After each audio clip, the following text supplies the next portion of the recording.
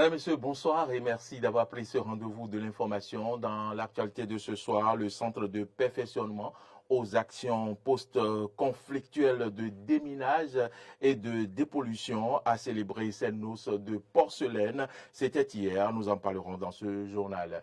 Les conséquences de la fermeture de la frontière principale Bénin-Niger sont lourdes à supporter selon les transporteurs. Ils se sont exprimés au micro de nos confrères de Bénin, bien sûr, reporter Bénin Monde, j'allais dire. Merci de les suivre dans cette édition. Au Gabon, le fils du président déchu Ali Bongo et des proches de l'ancien régime sont incarcérés pour corruption. C'est tout pour le sommaire.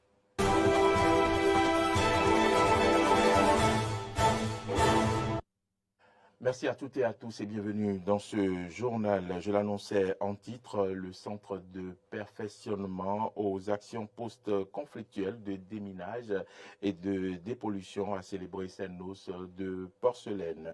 Autour de la table pour la coupure du gâteau d'anniversaire, le ministre de la Défense nationale, le chef d'état-major des forces armées béninoises, l'ambassadeur de France près le Bénin, puis le directeur du Centre de perfectionnement aux actions post-conflictuelles de déminage et de dépollution. Ensemble, ils ont levé le verre pour célébrer le fruit d'un partenariat entre la France et le Bénin qui grandit. Rappelons que le centre est installé dans la commune de Ouida et a été officiellement porté sur les fonds baptismaux en 2002. Il a entre autres pour mission la sécurisation des dépôts de munitions et la réduction de la prolifération des armes légères et de petits calibres. Le Bénin, conformément à la décision prise par la CEDEAO contre la junte militaire au pouvoir au Niger après le putsch du 26 juillet, a décidé de fermer ses frontières terrestres avec ce pays. Une situation qui entraîne depuis lors de nombreuses conséquences pour les transporteurs. Nos confrères de Reporters Bénin Monde ont recueilli les avis de quelques-uns. Suivez plutôt. Que ce soit transporteurs nigériens, transporteurs béninois, eh bien, nous avons les mêmes problèmes. Beaucoup de marchandises sont en train de pourrir. Beaucoup de marchandises sont en train d'être volées. Beaucoup de marchandises sont en train d'être vraiment dénaturées.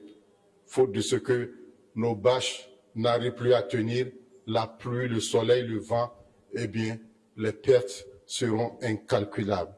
Nous nous demandons même si nos camions vont revenir à la maison. Vraiment, c'est triste. Si un problème a commencé, ça touche tout le monde. Donc ça, on connaît les Nigériens et les Bénin, c'est le même père, ma mère.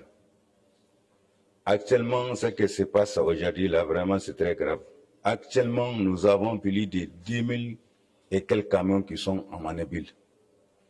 Ces camions qui sont là-bas, tout ce qui est dans les camions, comme le riz et le sucre là, en tout cas, tout est gâté. Même le chauffeur, ils ont abandonné les camions. Ceux qui sont dans les camions sont des milliards, c'est pas un amusement. On laisse un appelé avec Patrice Talon de voir notre situation là. Vraiment, ce qui se passe là, ça dépasse tout le monde. Comment les gens ils vont trouver l'argent pour payer les scolarités des enfants? En tout cas, on demande du secours. Le CEDEAO là, il est là pour les peuples. Il n'est pas là pour mélanger les gens. Voilà, il est venu en train de souffrir comme les Nigériens là. Donc cette affaire-là, ce n'est pas les Nigériens seuls, c'est le Bénin et le Niger. À l'endroit de nos autorités de deux côtés, en tout cas, ils n'ont qu'à savoir que les transports, c'est un métier. Donc, il ne faut pas qu'ils vont nous banaliser pour nous oublier dans cette histoire-là. Même si ça passe, ils n'ont qu'à savoir qu'on a eu des pertes. Les transporteurs ont perdu beaucoup. Bon, nos pièces, s'ils peuvent voir comment il faut nous aider à diminuer les frais de nos pièces, peut-être les visites techniques conso là, pour nous remonter un peu. C'est ça, ça va nous faire plaisir. Et on ne souhaite même pas encore que ces ans d'événements-là nous arrivent encore. Tout est cher. Parce que le Bénin vit de port. On a fermé la frontière du Nigeria. Et les gens n'ont pas senti ça. Ici, là, presque un mois. C'est comme ça qu'on a fait 10 ans. Jusqu'au 29 septembre 2023, il n'y aura pas de travaux dirigés et autres activités pédagogiques sur les campus de l'université d'Abomey-Calavi.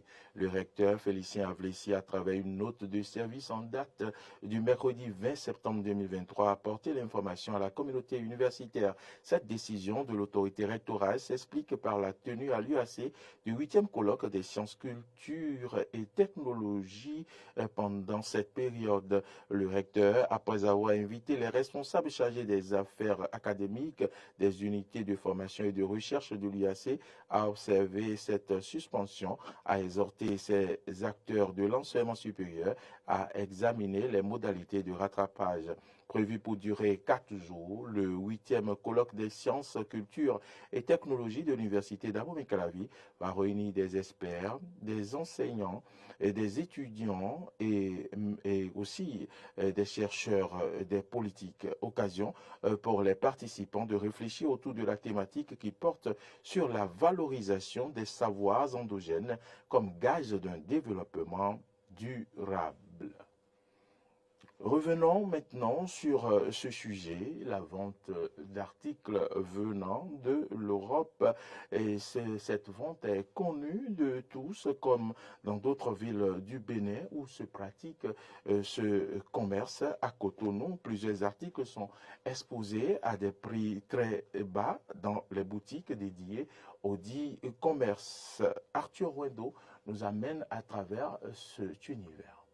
Objets de tout genre et tous de la brocante occidentale font la coqueluche des habitants de la capitale économique du Bénin. Ici, on les appelle les venus de France. Ordinateurs, téléphones portables, cuisinières, matelas et même des produits alimentaires sont exposés à tous les coins de rue de Cotonou. Nous vendons tout ce qui fait trait au meublement.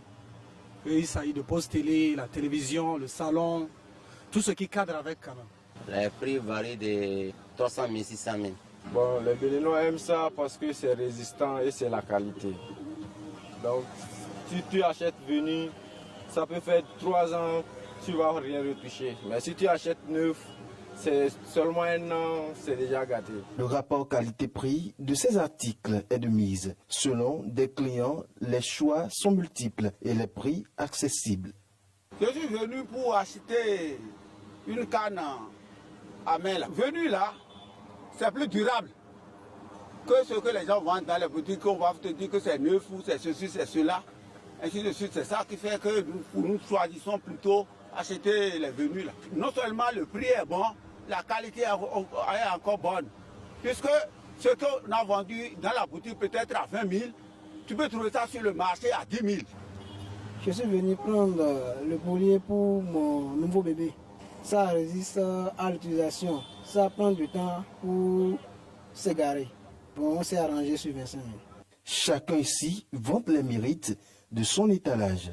Je mets l'accent même très résistant parce que nous ne pouvons pas comparer l'usage du blanc et celui de l'africain. Donc le blanc met trop de confort sur son usage. Nos produits par exemple, sont confortables par rapport aux boutiques. Bon, les boutiques là, par exemple, il y a certains qui viennent payer chez nous aussi pour aller faire des entretiens, pour augmenter des prix, pour vendre. Il y a d'autres qui mélangent avec le neuf. Donc au fait, c'est ça qui gâte le marché. Donc si vraiment vous voulez vendre, il faut vendre venu seulement. Il ne faut pas mélanger avec les neufs. Par exemple, ici j'ai les casques, tout c'est venu. Il n'y a pas neuf dedans. Kader et bien d'autres ne sont que de simples revendeurs. Ils ont opté pour ce commerce depuis plusieurs années et cela ne semble ne plus les arranger. Les objectifs visés à l'origine ont pris un coup vu le caractère vieillot de certains objets et des difficultés qu'ils rencontrent. De nos jours, le business n'est plus rentable, pas comme à l'époque. Avant quand même, chacun se débrouillait vu que les impôts ne sont pas de si trop, mais maintenant, tout a vraiment changé. Bon, chacun se débrouille dans le marché.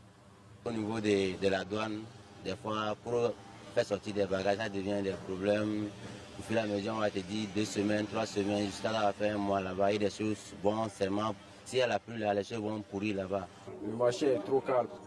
Le marché est trop calme, mais on remercie Dieu quand même. Ce phénomène de produits importés d'Europe est visible dans plusieurs pays africains. Rares sont les gouvernements qui ont mis en place des lois interdisant ce commerce d'articles d'occasion. Allons maintenant au Gabon pour suivre ce qui s'y passe avec l'arrestation du fils du président Ali Bongo. À la suite de la proclamation des résultats des élections générales au Gabon et au coup d'État dans le pays, une enquête a été ouverte aboutissant à l'interpellation de 12 personnes. Le procureur de Libreville, André-Patrick Repona, a annoncé mercredi que 2 personnes avaient été mises hors de cause tandis que 10 avaient fait l'objet de l'ouverture d'une information judiciaire devant le juge d'instruction. Parmi les accusés, Noureddine Bongo Valentin, fils aîné d'Ali Bongo, et Jesse Ela Ekoga, ancien porte-parole de la présidence. Ces derniers, ainsi que 4 autres personnes, ont été mises en examen et placées en détention prévisoire. 2 personnes ont été mises hors de cause, tandis que 10 ont fait l'objet d'ouverture d'informations judiciaires devant le juge d'instruction. À la suite de ces inculpations, 3 assignations à résidence ont été ordonnées et 7 mandats de dépôt ont été décernés par le juge d'instruction. C'est le lieu de rappeler ici que les enquêtes se poursuivent et pourraient déboucher sur des inculpations supplétives. D'autres interpellations sont en cours. Les militaires, menés par le général Brice Oligui Nguema, ont renversé l'ancien président Ali Bongo au pouvoir depuis 2009, après sa réélection le 30 août, en accusant notamment son régime de détournement massif de fonds publics. Le jour même du coup d'État, les militaires avaient arrêté l'un des fils du chef de l'État déchu, ainsi que 5 autres hauts responsables du cabinet de l'ex-président et de son épouse Sylvia Bongo Valentin. Les perquisitions à leur domicile, retransmises abondamment par la télévision d'État, les montraient au pied de malles, valises et sacs débordant de liasses de billets de banque. Le 13 septembre, le général Brice Oligui Nguema, désigné président de transition, a annoncé la mise en place d'une commission d'enquête sur les marchés publics pour traquer les fraudes. Dans un contexte de forte tension avec des pays africains, la France veut se montrer plus présente dans le Pacifique. Suivons ce reportage. La France va réduire son empreinte opérationnelle en Afrique et jouer un rôle plus important dans le Pacifique.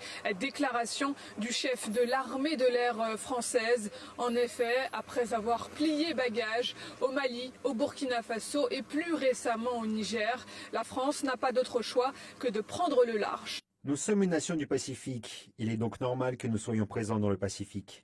Les gros avions de transport devraient jouer un rôle clé dans le développement de la stratégie française dans le Pacifique, région dans laquelle la France a plusieurs bases aériennes, comme par exemple en Nouvelle-Calédonie ou encore en Polynésie française. Les forces françaises ont déjà participé aux côtés des États-Unis et d'autres partenaires régionaux à plusieurs exercices comme Talisman Sabre ou encore Northern Edge. Nous couvrons de plus en plus de zones dans le Pacifique. Nous serons plus présents à l'avenir. Le coup d'État au Niger en août dernier a déjà entraîné la fin du pacte militaire entre Paris et Niamey, l'évacuation de citoyens français du pays et l'assignation à résidence de l'ambassadeur français à Niamey, qu'Emmanuel Macron, le président français, qualifie de prise d'otage. Alors la France ne mettra pas pour autant fin à son soutien aux missions antiterroristes dans le Sahel. C'est en tout cas ce que dit le chef de l'armée de l'air française. Nous serons présents pendant un certain temps pour la formation, pour des choses comme ça. C'est une bonne utilisation des capacités de l'armée de l'air, en particulier des avions de transport. La France dit être prête à collaborer avec plusieurs gouvernements pour mieux comprendre leurs besoins et déployer des forces si nécessaire. Pas sûr que cette main tendue soit acceptée tant la présence française est actuellement décriée sur le continent africain. Madame, Monsieur, c'est ici que se referme cette édition. Merci à tous ceux qui nous ont suivis tout au long de cette semaine. Passez un excellent week-end et surtout en notre compagnie. Vous pourrez suivre déjà dès ce soir à 21h le forum des rédactions. Demain en rediffusion à 10h. N'oubliez pas que vous pouvez continuer par nous suivre sur nos plateformes YouTube, Facebook, Twitter et sur notre site internet www.benin-eden.com. .tv. Jardin d'Éden, c'est demain à 11h.